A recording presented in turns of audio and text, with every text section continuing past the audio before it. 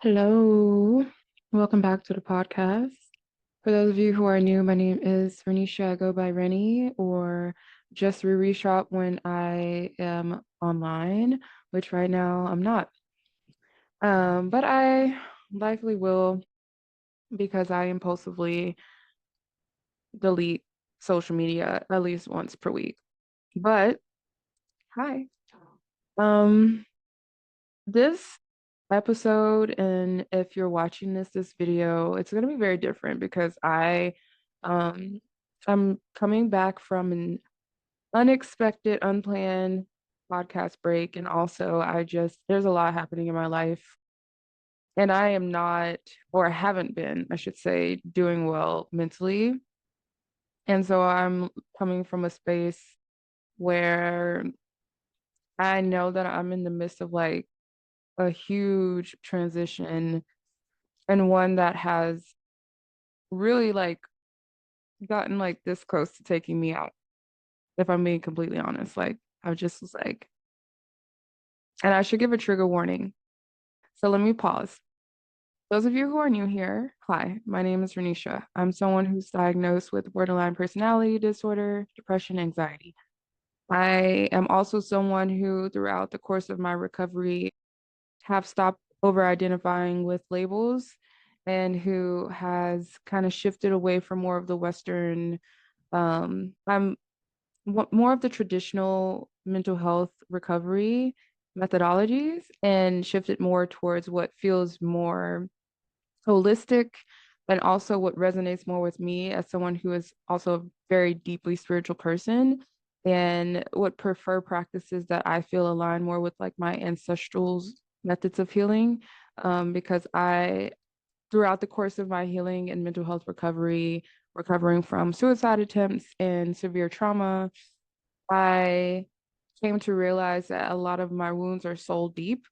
And so I'm someone who has kind of been on both sides of like going through Western traditional medicine and then pivoting to more spiritual. And yes, I am someone who's experienced spiritual psychosis.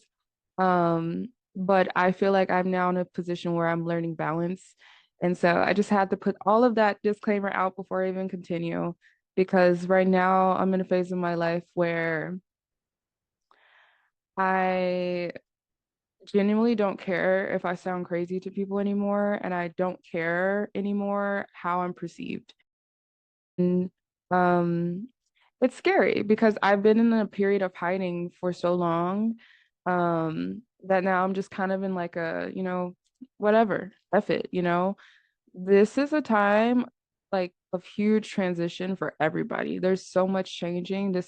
I've mentioned this before, but this is a paradigm shift, and I think every single human being on this planet within this next year or over the course of the next couple of years are going to be completely different people. I think this is something that we're all going through as a collective. Like I think we're all shifting. Our relationships are shifting, the way we approach life, the way we approach our career, the way we approach relationships and self-love and even spirituality. I can't say words. But whether you're someone who considers yourself more logical or more spiritual, regardless, we're all shifting, we're all changing right now. It's happening collectively. We're doing this together. And this season of life for me has been wild and like 2020 on steroids. 2020 for me was a year when I attempted to take my life and went through some of the craziest transitions that I'd gone through. And then at the same time, there were all the global transitionings happening. And I'm also someone deep into astrology. And so I see the parallels. I see like how we're going through this massive systems change. Like globally, everything is shifting, and we're all just kind of sick and tired of being sick and tired, and things are just changing. Everything's changing. But in my personal life, I've also just been going through a lot of changes, with understanding my wounds and the way that I've shown up for most of my life, but especially my adult life. And for so long, I was so attached to that identity. And especially, like I mentioned this in some past episodes, but when I got diagnosed initially with bipolar disorder and then borderline personality disorder, And so for much of my life, I was in deep pain. And I think once I kind of got into treatment, I started to really like identify as someone who was just like psychotic and crazy. And that's like what I was hearing in relationships. That's the story that I'd been told for so long. Once I started to experience these symptoms, that it became who I am. And I think the more I started to heal and really understand and accept and not run away from the things that I've experienced and how they impacted me on a deep spiritual level, the more I started to see that I have never been broken. And if you are someone who resonates with this, you are not broken. Um, we really identify so strongly with our pain on this planet. It's like, again, I'm deeply spiritual, so bear with me here. When I talk to my spirit guides, because I do talk to them because I am clairaudient and I hear a lot. And if my therapist is watching this, just kidding. But so when I'm talking to my spirit guides, I often say that being a human on planet Earth feels like amnesia because when you experience a great deal of pain, you forget. And when I say you forget the truth of who you are and who we all are. The truth is that we are all love. We all come into this planet love. We will leave and return, I hope, to love, though I do think that Earth is in kind of a lower density at times. And so it can be hard to remember that you are loved because you experience so much suffering and so much pain. And we are taught, we're socialized, we're conditioned to identify with that pain. And that's why throughout the course of like my mental health recovery, I've just like I grappled with the idea that the system was making me feel like, or reinforcing this negative core belief in this story that I am broken and that I am beyond repair and that I am my pain.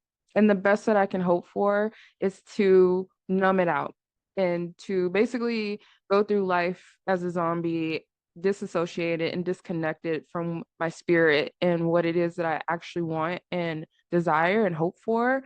And just at the best, just feel okay enough to function so that I can go to work and do a job.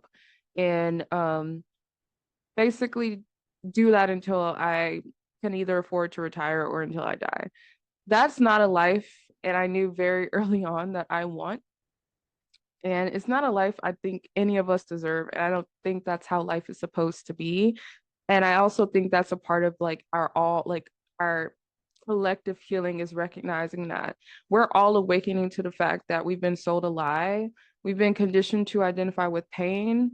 We've been conditioned to identify with suffering. We've also been conditioned to compete with one another and to have this very hyper individualistic approach, which is why so many of us struggle and then we struggle alone and we feel like it's our personal responsibility when many of us come from lineages where community was so important and coming together and healing together and being part of ensuring that the community as well was pivotal and key. And I feel like we are in the very beginning stages of remembering that and returning to that and recognizing the importance of that. But I think the process prior to that requires so many deaths and rebirths. And, you know, it's not lost on me that so many years people have been talking about spiritual awakenings, shadow work, and whether they choose to use those terms or whether they choose to use terms that are more grounded, I guess you could say, or more logic based, it doesn't matter. We're talking about the same thing. At the end of the day, we're all going through transformation where we are sitting with ourselves and deciding what it is that we know that we deserve and what narratives and storylines and experiences and identities we've taken on that actually aren't reflective of who we actually are on a deep soul level, not just based on like the roles that we feel like we've played as a human. I really hope this makes sense and I hope you're following me.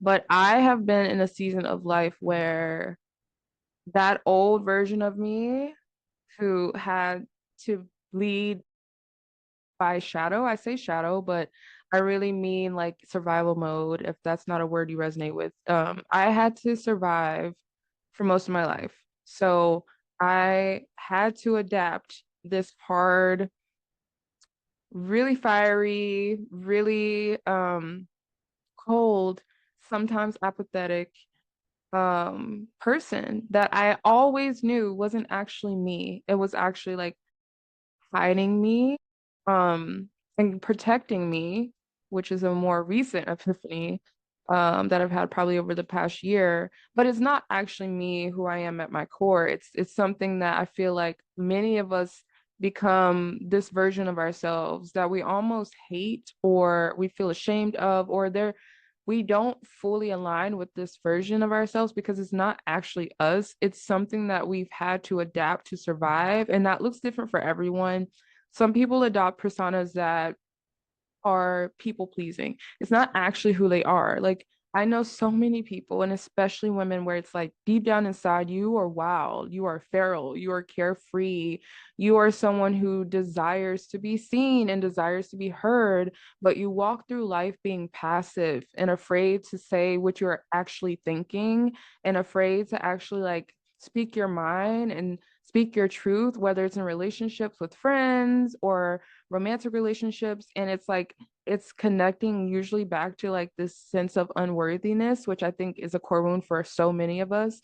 So where you're hiding yourself. And for me, I've been on that side of it, but I think for most of my life, because of like the way that I grew up and the crazy environments I grew up in, I adapted a hard persona because I was raised in a family where strength was valued, where anger was the primary emotion expressed when you weren't feeling well.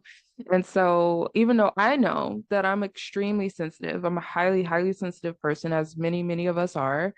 Um, and I'm really soft. I've always been really soft. I've always been really empathetic, but I had to adopt this version of myself that could survive brutality, that could survive abuse and neglect and abandonment and heartache and racism and sexism and all of the shit that I've had to go through. I had to become a really, really different person than who I actually am at my core, to the point to where I forgot and just stopped feeling safe to even let that person come out. And I think um through any form of healing and recovery, you get to a point where you come face to face with who you've had to become to survive, whereas I like to say like my shadow side, and who you actually are, or as I like to say again as a spiritual girly, my light side. And I'm realizing the importance, one, of like acknowledging and recognizing the importance of duality, especially on this earth, is necessary. You can't really fully understand your light without the darkness. And I do think there's a place for it.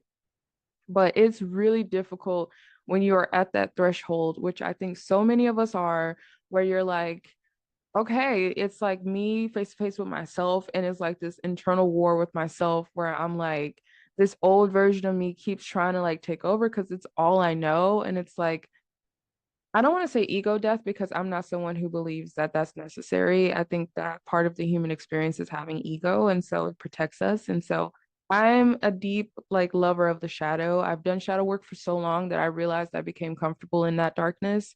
And so now I'm at a point where I'm like, okay, I'm way too comfortable as that old version of myself. And I know that it's an old version of myself because everything attached to that version of myself and those old narratives and those old stories I know is a lie. And I'm recognizing how it's so unaligned where I'm going now. And I can see that.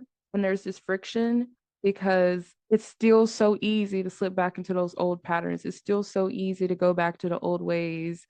And I've been really struggling with that a lot. Like, there will be moments where I feel like I have this huge epiphany and like I understand like the freaking mysteries of the universe. Like it's insane. Like I have these giant epiphanies where it's like I know what I want, I know what I deserve, I know who I am.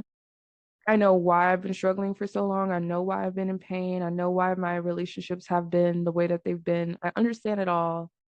But then, I'll have a plan and I'll do the things that I know help me and feel aligned. And then I'll get triggered by something, right? And something else will come up. And it's like, again, a layer, like an onion. I always talk about this. Healing is like a layer. It's like you think you're there, and then something happens, and you're like, damn, like I still have more things to heal. I still have more things to work through. And for me, it became like this vicious cycle of just constant like feeling like I need to fix myself, feeling like I need to force myself into this new version of myself.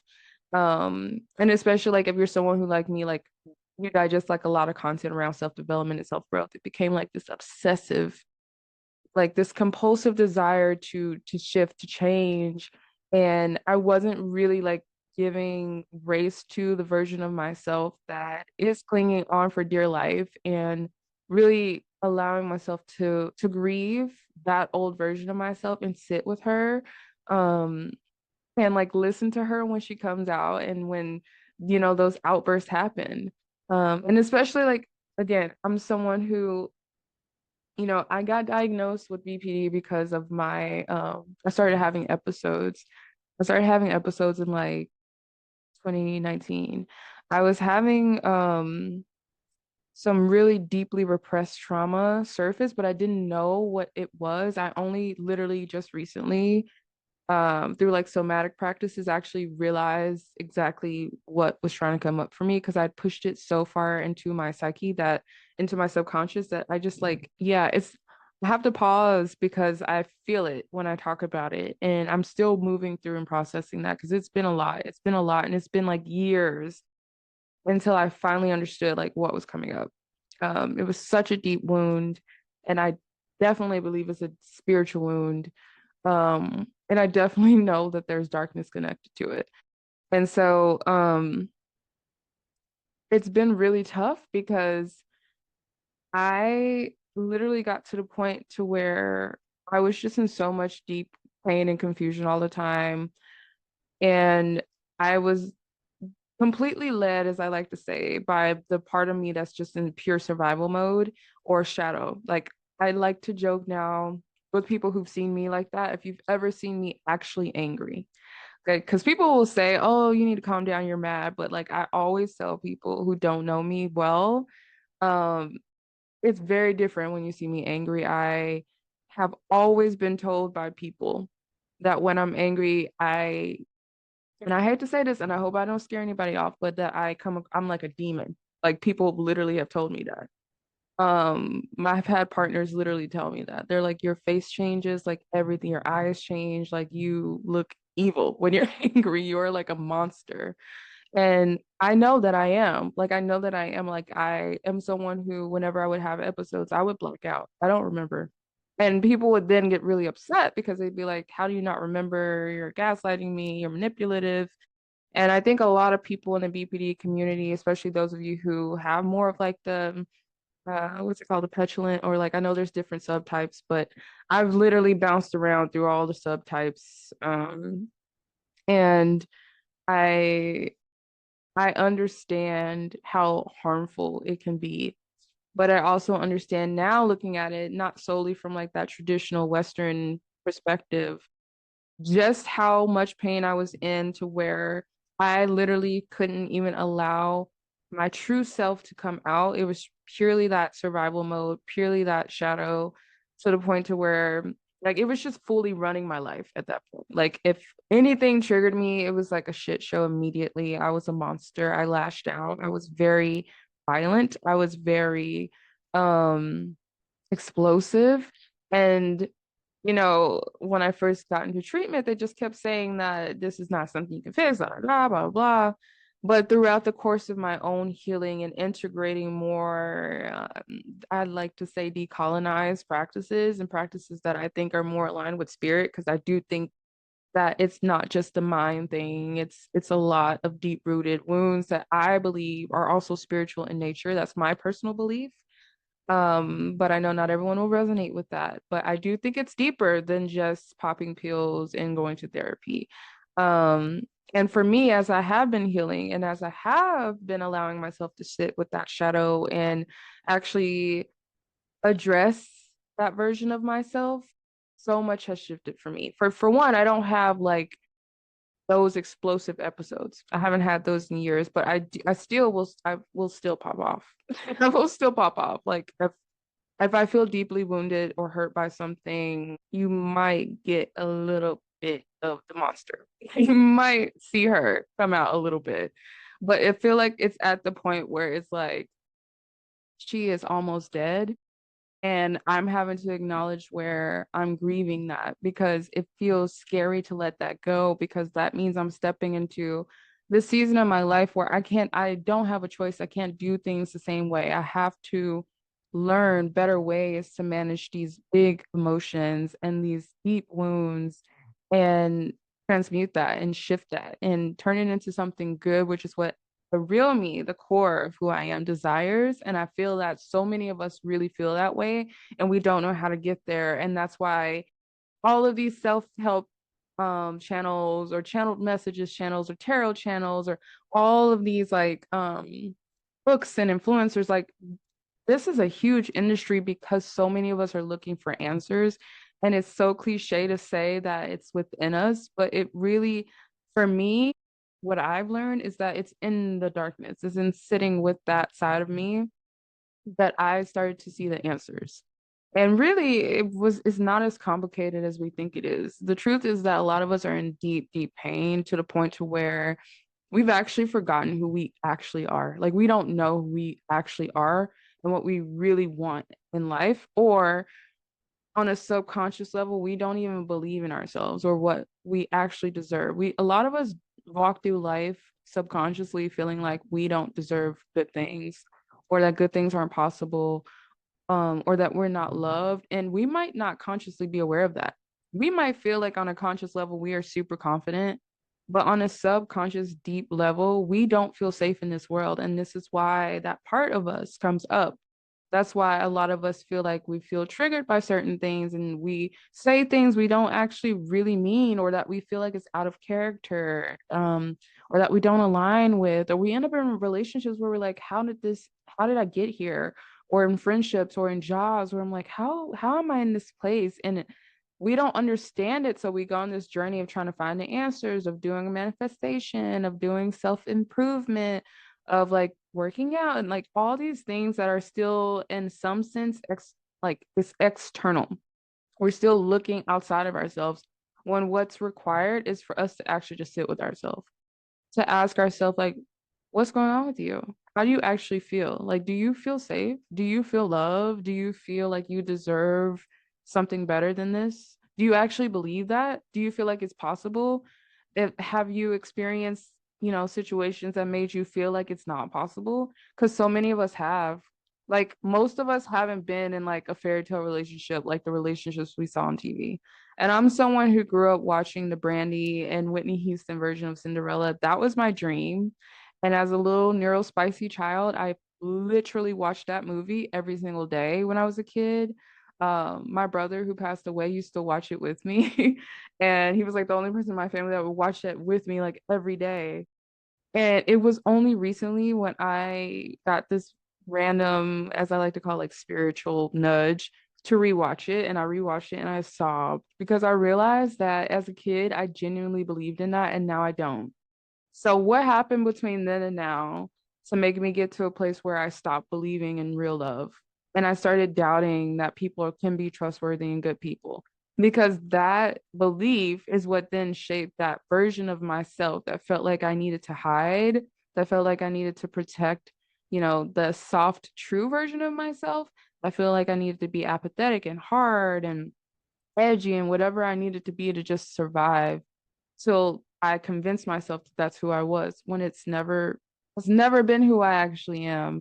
And if you're in this state right now where you're like, I'm trying so hard to change, but like I just keep going to these old habits and I just keep doing the same old shit and I keep repeating cycles and ending up in the same toxic patterns and relationships, then the odds are, and this is not like to sound like I'm blaming you because this is what life does to all of us, especially if you're someone who's experienced a lot of pain or instability.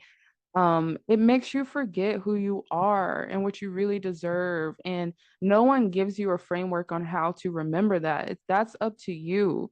Every individual will have to figure out for themselves what's required for you to remember who you are.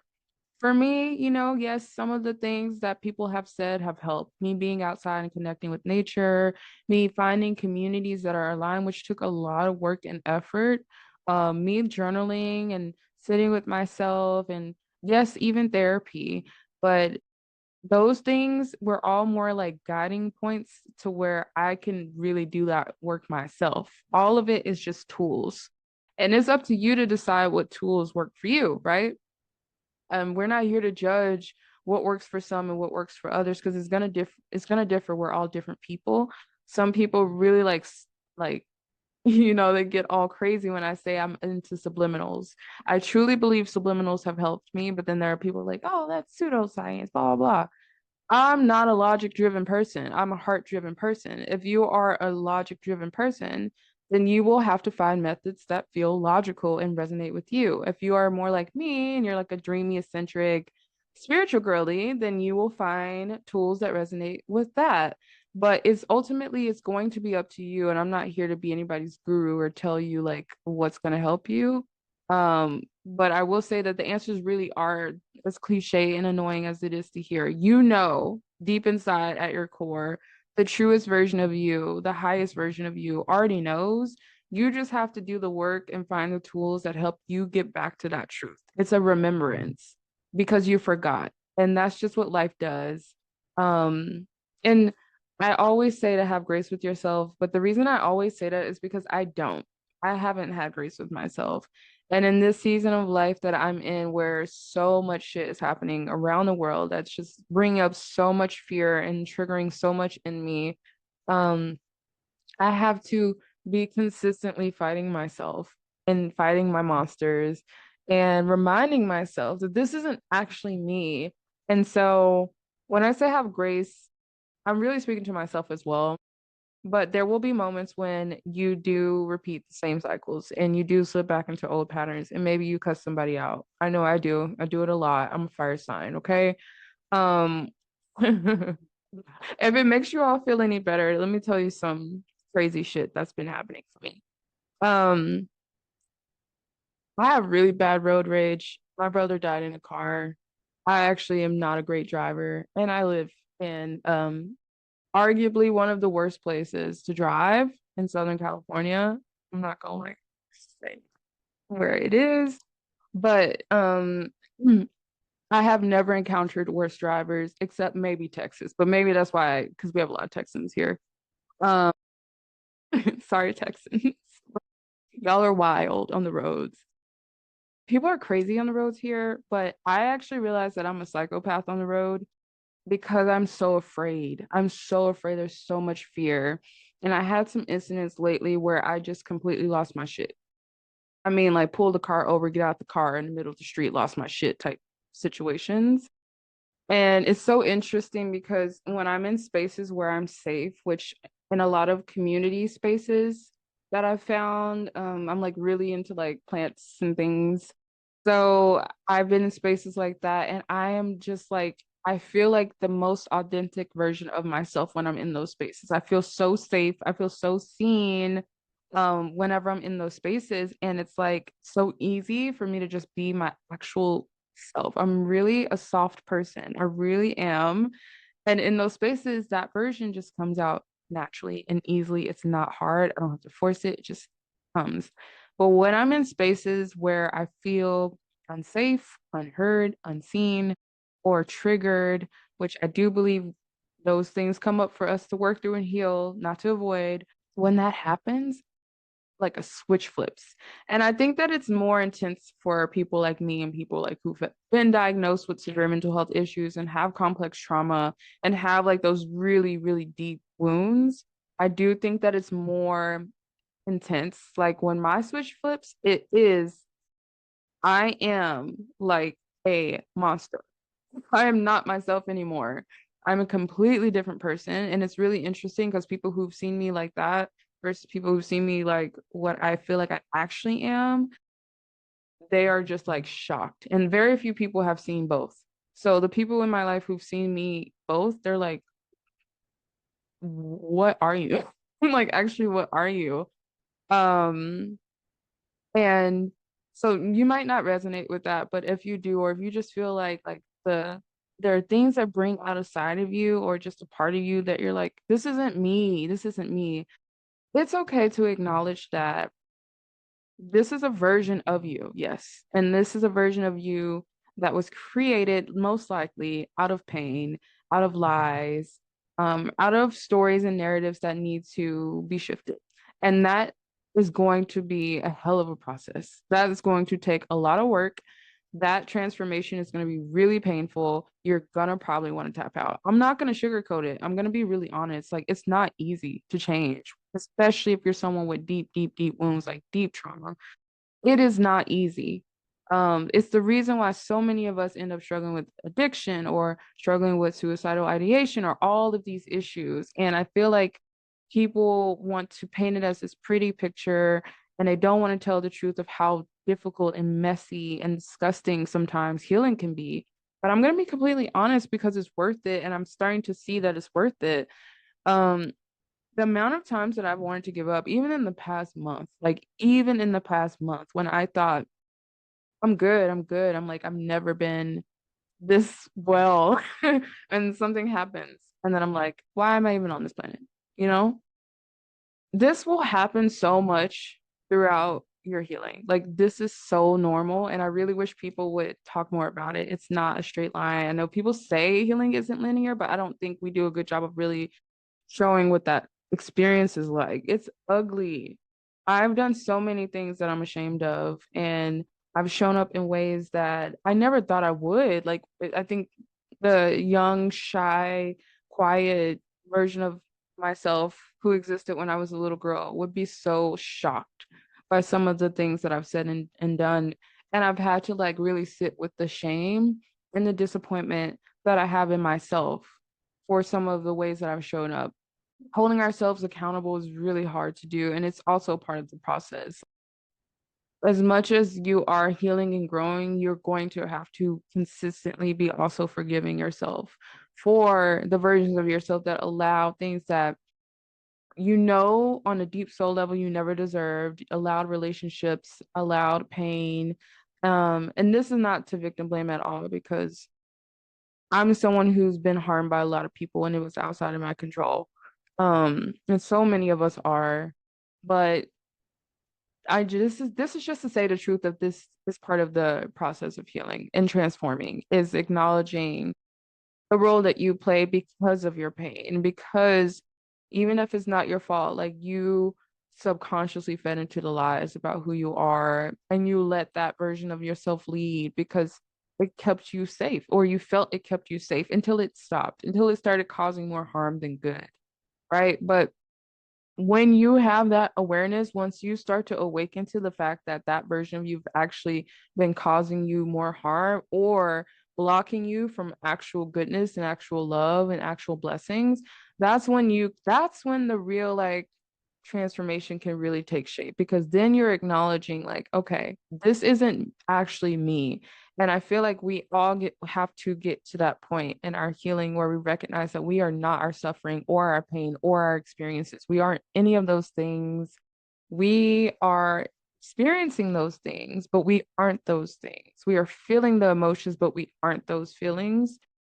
We are experiencing the thoughts, but we're not the thoughts. Like we have to learn how to stop identifying with all the suffering and the pain so that we can then start to shed that old version, those old stories. And that is ugly. You know, it's not all just journaling in the park and like matcha. It's not as pretty and aesthetic as the internet makes it out to be. It's ugly. It's like sobbing in your freaking shower with cold water pouring over your head. It's, maybe grappling with addiction for certain seasons of your life. It's like going out and trying to drown out all your emotions or being in relationships and sleeping with people that don't deserve you and that actually make you feel terrible. It's a lot of things. Okay.